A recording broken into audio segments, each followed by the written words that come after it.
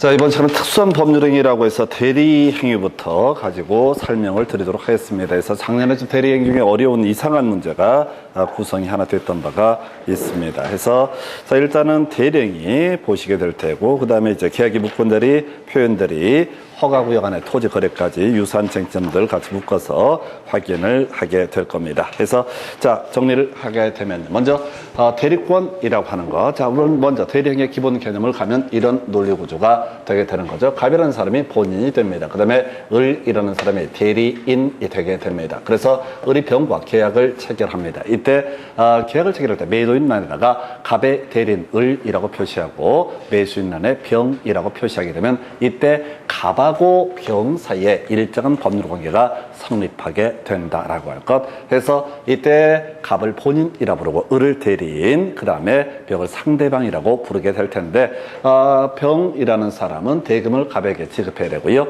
갑은 병에게 소유권 이전기를 넘겨줘야 된다. 이걸 이름하여 일반적인 대리행위라고 얘기를 합니다. 그래서 이런 대리행위가 유효하기 위해서는 대리인에게 대리권이라는 것이 있어야지 바로 갑이라는 사람 본인에게 법적 효력을 귀속시킬 수 있다 해서 대리권 발생이라고 하는 것, 임의 대리권이라고 하는 것이 있는데, 법정 대리권은요, 미성년자의 부모 이런 것을 우리가 법정 대리권 해서 추인 관련해서 출제 이슈가 됐었죠. 그래서 취소할 수 있는 법률 행위에 대해서 법정 대리인이라는 사람은 취소의 원인이 소멸되기 전에 추인할 수 있다. 아이가 다 크지 않더라도 부모가 추인권을 행사할 수 있다. 그런 게 있었고요. 다 여기서는 그 대부분이 임의 대리권 가지고 얘기를 합니다. 그래서 야, 너가 갑의 입장에서 당신들이 나를 대리해서 일정한 법률 행위를 해다오라고 하는 것을 바로 대리권의 수여라고 얘기합니다. 그래서 임의 대리권은 수권 행위에 의해서 발생한다. 근데 이제 분류식 행위라고 하는 건 별로 쟁점은 안 되는데, 꼭 계약서를 쓰거나 이런 형식이 아니라 할지라도, 또 위임장을 주거나 꼭 이런 형식이 아니라고 할지라도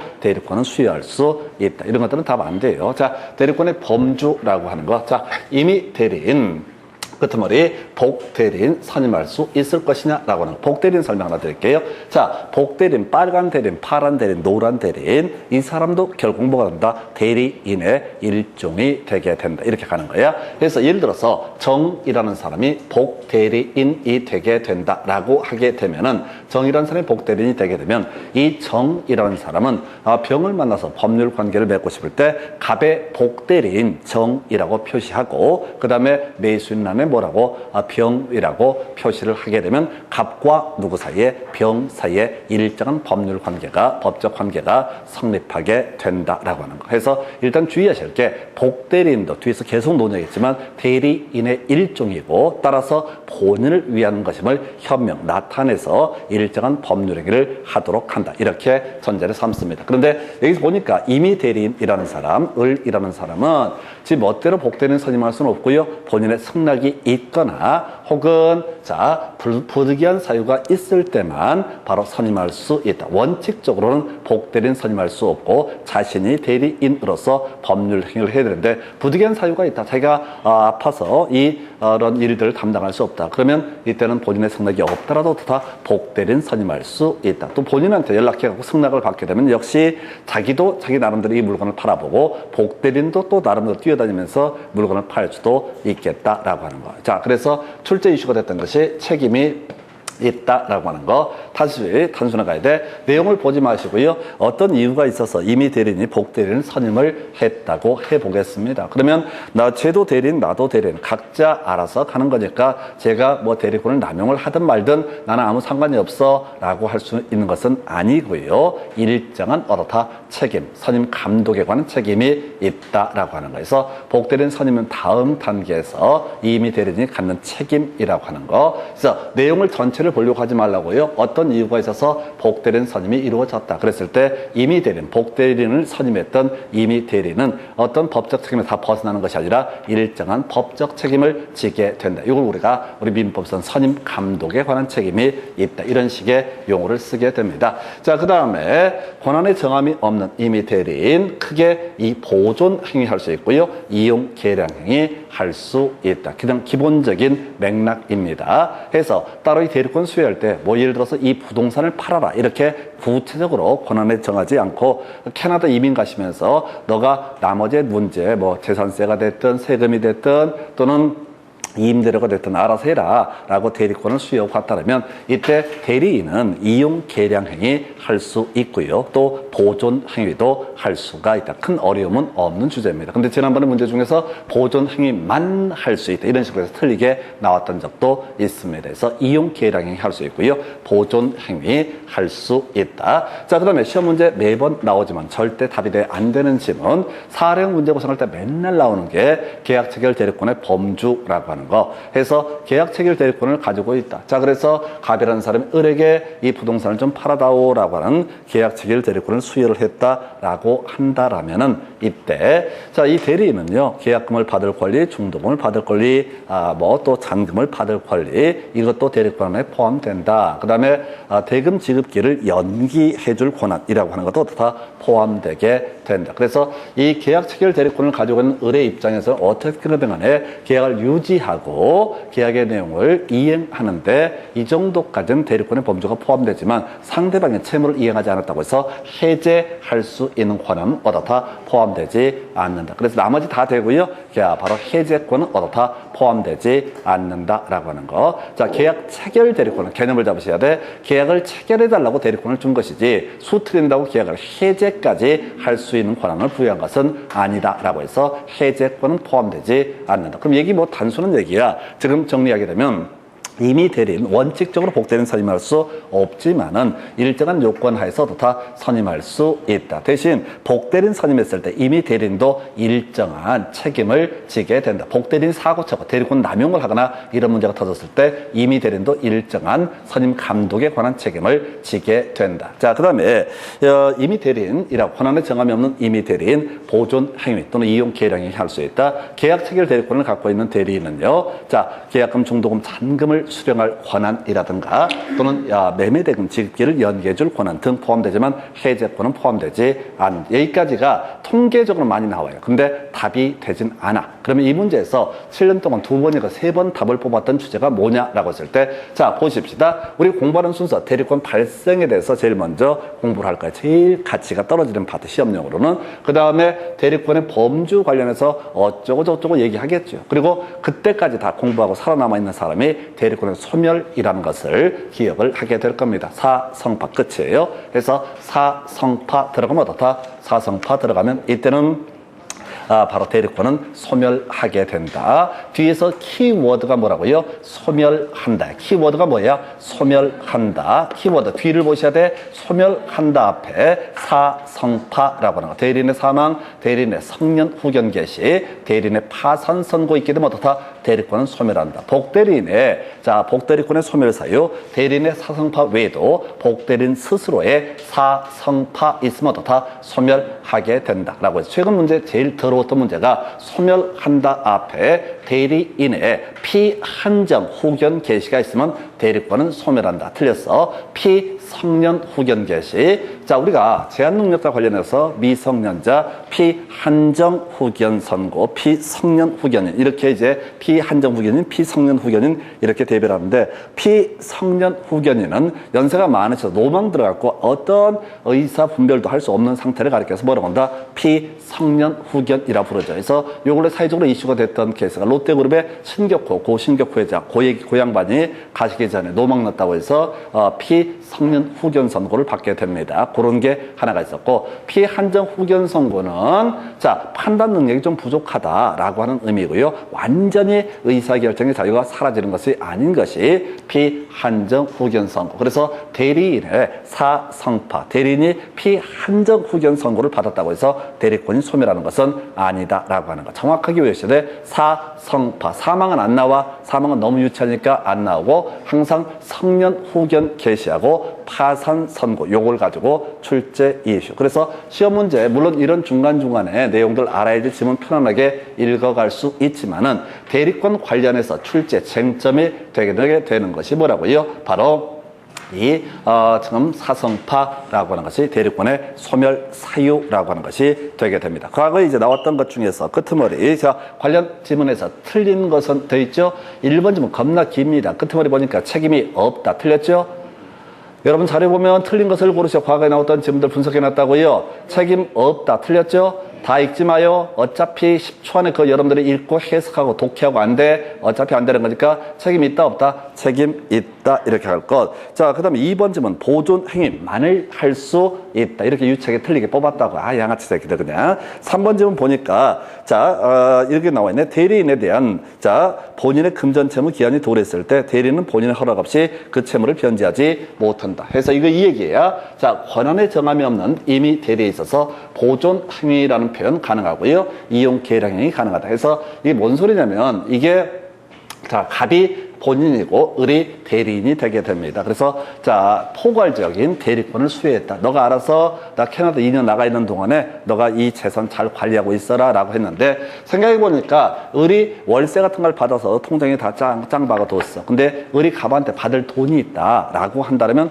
그 돈에서 자기한테 얻었다 송금해서 채무를 변제하는 것. 당연히 이건 누굴 위한 것이다? 갑을 위한 것이 되게 된다. 왜? 갑이 채무를 변제하지 않게 되면은 이자도 해야 되고 또 을이 갑에 대해서 손해배상 청구도 할 수 있거든요. 그러니까 이것은 본인을 위한 것이니까 어떻다? 이것은 가능하다라는 의미가 되겠고 채무 변제할 수 있었고요. 자, 끝머리 대리권 소멸한다. 소멸한다 나와 있죠? 소멸한다라는 표현 앞에 뭐가 있어야 돼? 사성파. 그래서 4번 좀 보니까 한정, 후견 개시 이런 거 나와 있죠? 사성파 아니잖아. 그래서 이거 틀리게 구성을 한 것이고요. 자, 대리인이 복대리인을 선임한 후 사망한 경우 특별한 사정이 없는 한 복대리인도 어떻다? 복대리권도 소멸한다. 이거 맞는 거네? 해서 지금 잘못 표시가 되어 있네. 그래서 5번쯤은 오른편 되는 거야? 틀린 걸 고르시 이렇게 할 때 제가 잘못 편집을 해놨어요. 그래서 5번은 오른편. 요거 지적해 드리려고요. 그래서 자, 복대리권의 소멸사유, 대리인의 사성파, 복대리권의 사성파라고 하는 것은 어떻다? 소멸사유가 되게 된다. 그래서 나중에 자료 나올 때는 이거 삭제하고 나올 거예요. 그래서 지금 초판이라서 좀 오타들 몇 개 있을 수가 있겠고요. 그래서 대리권 보셨고요. 그 다음에 대리행위라는 개념에 대해서 확인을 해 드리도록 하겠습니다. 자, 대리행위라고 하는 거 이미 이제 주연 내용 뼈대는 살펴드린 바가 있었고요. 그래서 대리행위는 경우의 수가 유연 대리행위에 문제가 있을 수 있겠고 유연 대리행위에서 해제 문제 또 경우에 따라서 아직은 유효한데 취소의 문제가 발생할 수 있겠다. 그리고 이제 무효인 대리행위 크게 세 가지로 대별을 해볼 수가 있겠습니다. 자, 다시 갑시다. 자, 이 그림 자체를 머릿속에 외우고 들어가야 돼. 법률 행위라는 것이 아예 효력이 발생하지 않는 것을 뭐라고 한다? 무효라고 이렇게 부르게 됩니다. 근데 우리 앞에서 이런 거 있었죠? 자, 제한 능력자의 법률 행위, 착오에 따른 의사표시, 사기 강박에 따른 의사표시 등 이런 것들을 뭐라고 한다? 취소할 수 있는 법률 행위라고 봤었고요. 이런 취소할 수 있는 법률 행위에 대해서 취소권 행사가 있게 되면 취소권이 행사되게 되면 어떻다? 이 법률 행위는 소급해서 무효가 되게 된다. 그래서 이런 게 하나 이슈가 있었고 아까 유효인 법률 행위에서 자 바로 상대방의 일방 당사자의 채무 불이익이 있으면 해제권 행사할 수 있다. 해제권 행사가 있게 되면 이것도 어떻다? 소급해서 무효가 되게 된다. 이렇게 이제 기본 뼈대 보셨고요. 다시 뼈대 한번 가볼까요? 취소할 수 있는 법률 행위에 대해서 추인이 있게 되면 법정 추인이 있게 되면 이때 제척기간이 도구하게 되면은 이것은 뭐가 된다? 유효한 법률행위로 확정이 되게 된다. 한편 무효인 법률 행위 관련해서 뭘 할 수 있다? 자, 무효임을 알고 통정허위 표시 같은 경우에 추인하게 되면 어떻다? 이거 자 역시 그때부터 새로운 법률행위를 한 것으로 본다. 이렇게 해서 유효의 문제로 넘어가게 됩니다. 그래서 자 유효인 대리행위라는 개념은 이런 식이죠. 본인을 위한 것임을 현명했을 때 이때 이것이 본인에 대해서 효력이 발생한다. 사안 볼까요? 이렇게 가게 되죠. 갑이라고 하는 사람이 을한테 대리권을 수여를 하게 됩니다. 자, 그래서 을이 병을 만나서 일정한 계약 등을 체결을 하게 됩니다. 갑과 매도인란을 보니까 갑의 대리인 을이라고 표시하고요. 매수인란을 보니까 바로 병이라고 표시가 됐다. 해서 이렇게 을이라는 사람이 갑을 위한 것임을 현명, 나타냈을 때 그때만 누구한테 갑에게 법적 효력이 발생하게 된다. 이게 이제 소위 바로 현명이라는 개념이 되게 됩니다. 똑같은 논리 구조가 되는 거야. 복대리인이 그 권한 내에서 본인의 이름으로 법률에 이때 이때 갑을 병정이라는 사람이 복대리인, 정이라는 사람이 복대리인이다라고 전제했을 때 이 사람이 누굴 만나서 병을 만나서 갑의 복대리인 정이 매수인 병과 계약을 체결하게 되면 이때 본인에 대해서도 다 법적 효력이 발생하게 된다. 그래서 복대리인도 본인을 위한 것임을 현명, 나타내야 된다. 이때 본인은 누굴 얘기한다? 갑이라는 사람을 의미하게 된다. 다시요. 자, 지금 사안을 보면은 일반 가장 쉬운 대리가 갑의 대리인 을이라고 표시하고 병과 계약을 체결하는 게 하나의 방법이 될 수 있다. 그런데 아까 사안에서 뭐가 있을 수도 있다. 이런 경우가 존재할 수 있다. 얘가 지금 뭐냐면은 이 사람이 갑을 병정이라는 사람을 뭐로 복대리인으로 선임을 하게 되면 이 사람이 누굴 만나서 병을 만나서 갑의 복대리인 정이라고 표시하고 병과 계약을 체결하면 이때 법률 관계는 병하고 누구하고 갑 사이에 성립하게 된다. 해서 이게 본인을 위한 것임을 나타낸다. 현명했을 때 이때 본인에 대해서 법적 효력이 발생한다. 이걸 통해서 우리가 추론낼 수 있는 게 복대리인도 결국은 대리인의 일종이 되는 것이고 대리인이기 때문에 본인을 위한 것임을 나타내야 된다. 현명해야 된다라고 이렇게 얘기를 합니다. 해서 그 정도 해서 현명이라는 개념. 그랬을 때만 본인에 대해서도 다 유효한 것이 된다. 그 외에 별 쟁점은 안 되는데요. 대리인이 여러 명일 때 각자 대리, 작년에만 나왔었죠. 공동 대리가 다 아니라 각자 대리의 문제로 해석을 한다. 대리인이 수명일 때 이때는 어떻다? 각자 대리. 이런 경우 있다는 얘기죠. 이건 뭐 그냥 지문 그대로 나오는데 갑이라고 하는 사람이 있습니다. 대리인을 을한테도 병한테도 대리권을 수여를 하게 된다. 그래서 을도 병도 대리인이 되게 된다. 그래서 을은 갑을 병정을 만나서 계약을 체결했고요. 뭐라고? 갑의 대리인 을이라고 매도인란에 표시해서 정한테 팔았고요. 한편 무라고 하는 사람을 만나서 병은 또 계약을 체결을 했다. 그럼 뭐라고요? 둘 다 대리 행위로서 유효하기 때문에 갑이 둘 다 책임을 져야 된다. 이걸 이름하여 뭐라고 한다? 각자 대리라고 이렇게 부르게 됩니다. 그럼 갑은 골치 아파지는 거야. 이미 한번 매매계약이 체결되면 또 매매계약, 이중 매매 문제가 발생하니까 한쪽한테는 등기를 넘겨줄 수 있지만 다른 쪽한테는 등기를 넘겨주지 못하는 문제가 발생할 수 있을 것이다. 그러면 상대방은 해제하고 손해배상을 청구하는 이런 흐름에 따라서 가게 될 겁니다. 근데 의미 자체는 없고요. 그냥 문장 각자 대리라고 하는 거. 문장 뭐라고요? 각자 대리라고 하는 거. 이 정도로 가게 됩니다. 그래서 이게 유효한 경우가 되게 될 것이고요. 한편 어떤 법률이 유효했을 때 해제 문제, 취소의 문제가 발생할 수 있다. 애초에 법률행위 성립 과정에 흠결이 있으면은 취소의 문제로 봐야겠고요. 그 다음에 법률행위 성립하는 과정이 아니라 나중에 일방 당사자의 채무 불이행이 있을 때 이 계약을 소급해서 소멸시키게 되는 것을 뭐라고 한다? 해제라고 부르게 된다. 이미 한두 개 공부하셨지요. 이 얘기는 어디서 논의가 됐었냐. 대리인의 상대방이 적법하게 계약을 해제했을 때 대리인의 상대방은 본인에게 손해배상을 청구할 수 있다. 뭐 하나만 한 얘기야. 가볼까요? 갑과 병 사이의 계약이 성립했다고. 대리인을 통해서 계약이 성립했는데 갑이 등기를 안 넘겨줘. 그러면 상대방은 누구한테? 해제하고 갑에게 손해배상을 청구할 수 있다. 너무나 당연한 얘기인데 작년 시험 문제에서 해석할 때 갑자기 대리인한테 손해배상을 청구할 수 있다 해서 틀리게 뽑았다고. 대리인은 법률행위 당사자가 아닙니다. 법률행위 당사자가 아니고 법적 책임을 지지도 않습니다. 그래서 갑이 등기를 넘겨주지 않아서 매수인 병이 만약에 해제를 했다. 그러면 해제권 행사는 누구한테 해야 돼? 대리인한테 하는 게 아니라 본인한테 해제권 행사를 해야 되고 손해배상 청구도 누구한테? 본인한테 손해배상을 청구를 하게 될 것이다. 이렇게 보셨고요. 이건 아까 봤었지. 대리인의 상대방은 대리인의 사기 강박이 있으면 끄트머리 어떻다? 취소할 수 있다. 통째로 가자고 그랬었죠? 우리가 차고 있다는 의사표시 유의해 들어가면 어떻다? 취소할 수 있다. 사기 강박했다는 의사표시 얘기할 때는 대리인이 사기 강박을 했을 때는 무조건 설령 본인이 선이 무과실이라 할지라도 다 취소할 수 있다. 이게 이제 섞어서 막 구성이 되기 때문에 하나 체크해드렸고요. 해서 취소라는 얘기, 사기 대리인의 사기 강박이 있으면 무조건 얻었다 상대방은 취소할 수 있다. 근데 또 하나 공부했었던 거지. 자, 우리가 제한 능력을 이유로 법률행위 취소할 수 있고 사기 강박을 이유로 취소할 수 있고 착오를 이유로 의사표시를 취소할 수 있을 것인데 문제는 특히 제한 능력을 이유로 법률행위 취소할 수 있게 했던 이유는 제한 능력자를 보호하기 위한 제도이다. 근데 대리인자, 이 제한 능력자가 타인의 대리인으로서 법률행위를 하게 되면 최소한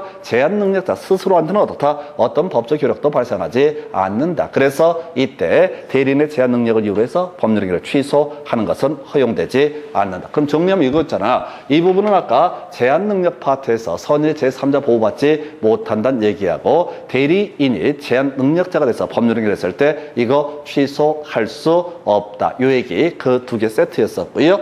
유의해 대리인의 사기 강박을 다 중간 다 생략하고 취소할 수 있다. 그리고 일반적인 법리죠. 해제라든가 라고 하면 자 일단 갑이 만약에 병이 대금 지급하지 않았다고 해제했을 때 갑은 병에게 손해배상을 청구할 수 있는 거고 병이 갑한테 해제권 행사를 했다면 대리인한테 해제권 행사하는 거 아니에요? 본인에 대해서 해제권을 행사를 해야 되고 그럼 손해배상 청구도 그 법률행위 각각 당사자에게 영향을 미치게 된다. 이런 얘기를 사례형으로 구성을 하게 됩니다. 그리고 나서 이제 대리행위로서 무효가 되는 경우, 무효란 얘기는 본인에게 법적 효력이 발생하지 않는 경우가 존재한다. 그래서 다시 가볼까요? 갑이라는 사람이 본인이 되게 될 거고 을이라는 사람이 대리인이 되게 됩니다. 그래서 이때 갑이라고 하자 이 사람 매도인란에다 갑의 대리인 을이라고 표시를 하고 그 다음에 병과 계약을 체결했다. 그러면 법률 관계는 갑하고 병 사이에서 발생하게 된다. 근데 본인에게 법적 효력을 귀속시키려면 매도인란에다 뭐라고? 갑의 대리인 을이라고 표시를 해야 된다. 근데 이 사람이 대리인이 갑의 대리인 을이라고 표시하지 아니한 경우가 있겠다라고 하는 거, 이게 바로 문제가 되게 됩니다. 두 가지 경우의 수가 있겠죠. 계약의 무권 대리 문제가 하나가 있을 테고 또는 본인을 위한 것임을 현명하지 아니했을 때도 문제가 됩니다. 먼저 논의할 쟁점, 대리인이 본인을 위한 것임을 표시하지 아니했을 때 그냥 얘가 매도인 을이 X부동산, 매도인 X을이라고 해서 X부동산의 매도인 을이고요. 매수인이 병이 된다. 그러면 이 둘 사이, 병과 을 사이의 법률 관계이지 본인은 어떻다? 법적 효력이 아무 관계가 없다라고 하는 거. 이게 이제 비현명 대리라는 개념이 될 테고 비현명, 본인을 위한 것임을 표시하지 않게 되면 본인에 대해서는 어떤 법적 효력도 없고 이건 대리인이 알아서 책임을 져야 된다. 이걸 우리가 나중에 계약법에서 타인 전부, 타인 권리의 매매 이런 식으로 설명을 드리게 됩니다. 하나만 더 보실 것이 이거 있었죠? 대리권 없는 자가 타인의 대리인으로서 한 계약, 이걸 조금 이따 공부하게 될 계약의 무권 대리라고 부르게 됩니다. 이 계약의 무권 대리라고 하는 부분, 계약의 무권 대리라고 하는 부분, 이것은 본인이 나중에 추인하지 않게 되면 본인에 대해서 효력이 없다. 좀 이따 끊어서 계약의 무권 대리 설명을 드리게 될 겁니다. 자, 그런 게 있겠고요.